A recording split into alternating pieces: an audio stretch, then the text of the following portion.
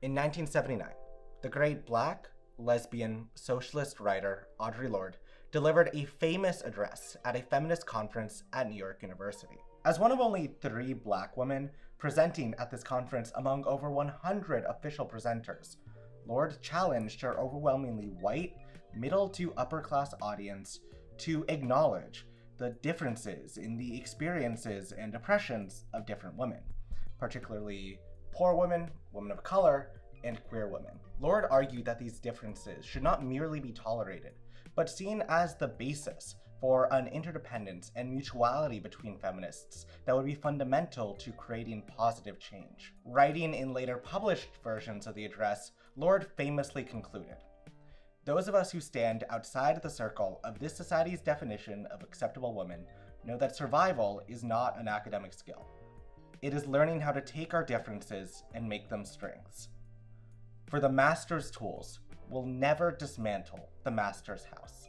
For Lorde, any reformist approach to change that relied on existing patriarchal and oppressive structures would be doomed to fail. Only through embracing and articulating differences, unique strengths separate from oppressive societal systems, were change and building a better world actually possible. For the oppressors themselves would never be the ones to liberate us. So, how can we dismantle the master's house? In our 2 previous videos, we discussed the cultures of fear, violence, and exploitation that exist under ongoing systems of colonialism and racial capitalism. In this video, we're going to talk about how people have and continue to fight back against these systems, all the while, as Audre Lorde makes us consider, living in and being subject to them. How have people responded to the questions? How do we change the world? How do we free ourselves? And what are people doing now to achieve those goals that is already working?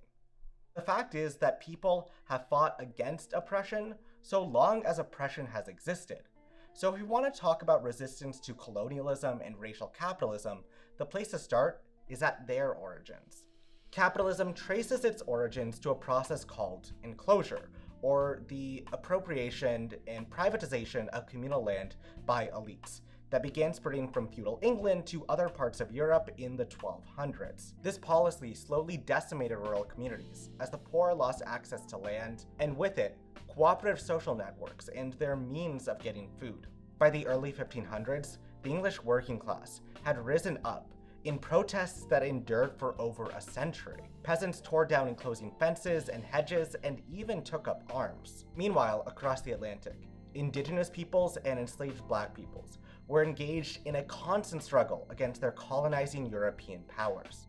Huacapuro was an indigenous leader who drove the Spanish from what is today the Valley of Caracas in Venezuela in the mid-16th century. For the next decade, he led rebellions that shut down destructive Spanish gold mining operations, formed coalitions with other indigenous leaders, and successfully resisted until they set fire to his home, killing him in 1568.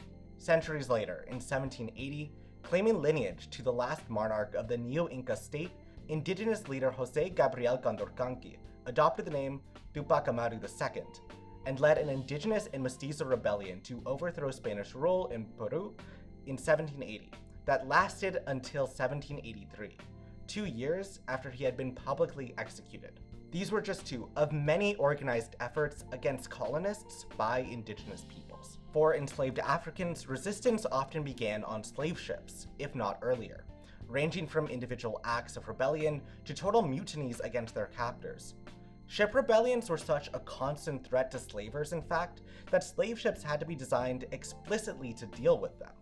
In the Americas, slaves persistently risked their lives for freedom, running away from plantations to areas where they would be free, which often meant maroon settlements, or palenques in the Spanish colonies and quilombos in Brazil. Maroons succeeded in carving out semi-autonomous enclaves in American colonies, which frequently included indigenous peoples, giving self-liberated slaves the opportunities to build new cultures and ways of living. And of course, slaves also revolted. US American historian Herbert Aptheker notably recorded over 250 instances of slave rebellions in the United States alone. In Brazil, Quilombo leader Teresa de Benguela led Quilombo do Pilho in a 2-decade Black and indigenous self-defense effort against the Portuguese, which was just one of many. Of course, perhaps the largest and most famous slave-led revolt in history is the Haitian Revolution, which served as inspiration for slave rebellions and abolitionist movements across the Americas in the coming century. Despite colonial efforts to erase their stories even today, women like Teresa Gibangela were frequently at the forefront of all of these aforementioned acts of resistance and rebellion. Marxist writer Silvia Federici has famously documented instances of women-led anti-enclosure and food uprisings across Europe. Historian Rebecca Hall has done similar work emphasizing the role of women in slave rebellions across the Americas. From Haitian sergeant and freedom fighter Senit Belair to the Jamaican Maroon leader Queen Nanny, women were involved at every level of anti-colonial resistance. And centering these stories is crucial considering the unique oppressions that women of color have faced under racial capitalism and colonialism. As Audre Lorde reminded us, their resistance and their example has the greatest potential to actually dismantle the master's house. It's important to delve into all of these early forms of protest and rebellion because they form the basis for all resistance that has come since. The elite-led independence movements that successfully ousted the Spanish from the Americas would never have been possible had people like Tupac Amaru II not tried first. Struggles to abolish slavery in the 19th century developed off of the precedent that slave rebellions had already set for centuries. And it is of course these movements that inspired social movements into the 20th century and into today.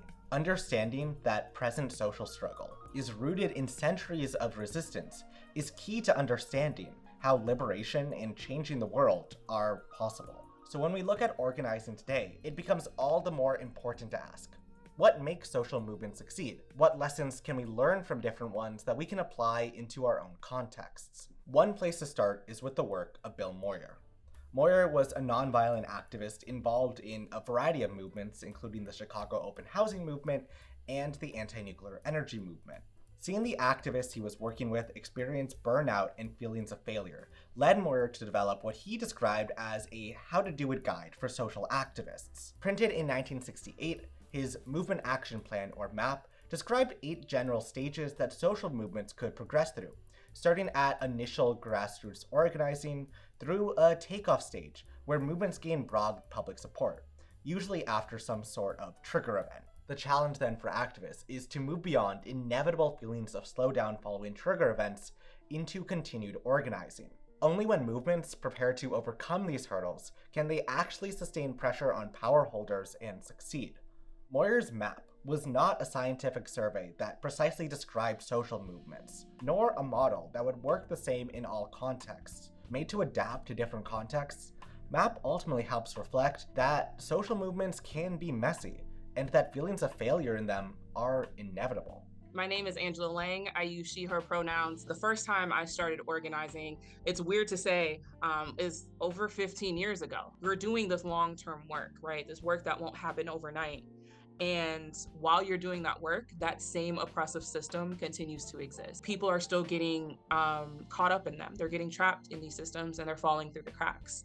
And that's something that has been personally challenging. In the face of setbacks, effective social movements have always been willing and able to change, evolve, and reflect, to incorporate a variety of tactics based on what works and what doesn't work. All social movements, in other words, require an ecosystem of tactics. We need lots of different actions in different spheres, places, and levels. Even if seemingly disparate, these actions all end up working together. Let's break some of these down. Actions can occur at institutional levels.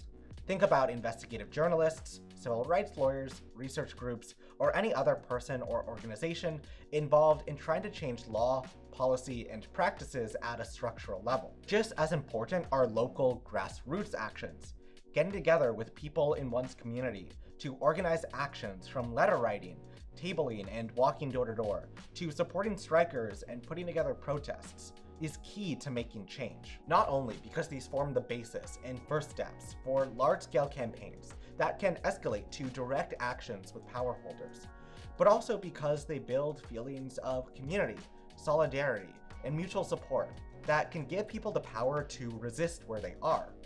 Mutual aid networks, built on people in a community getting together to meet each other's needs, are just one key example of local action that allows people to resist scarcity and isolation created by colonialism and racial capitalism. Finally, actions can also be personal. Volunteering, building relationships, and simply spending time reflecting on your own awareness and ways you've been programmed to think about the world, like we discussed in the last video, are things that create the possibility of change in the first place. All of these levels, personal, grassroots, and institutional, are valuable and needed if we're going to dismantle oppressive systems. Grassroots organizing can often include a lot of personal actions, and hopefully will lead to institutional change eventually. This thing that is now blocked. One of the things that we wanted to do was make sure it was for us, by us. It wanted to be very localized, this really, really grassroots type of model, to be able to have our ambassadors be out in the field doing direct voter contact is incredibly important. Looks and questions we get, people are like, wait, you knocked on my door and you're asking me questions? You're not just giving me your own agenda, your own spiel, you're actually listening. We talk about relational organizing. It is more impactful for you to have this type of conversation with your friends and family, people that you know in your life. And so that relational organizing comes in really, really key. Underlying all of this is the role of culture.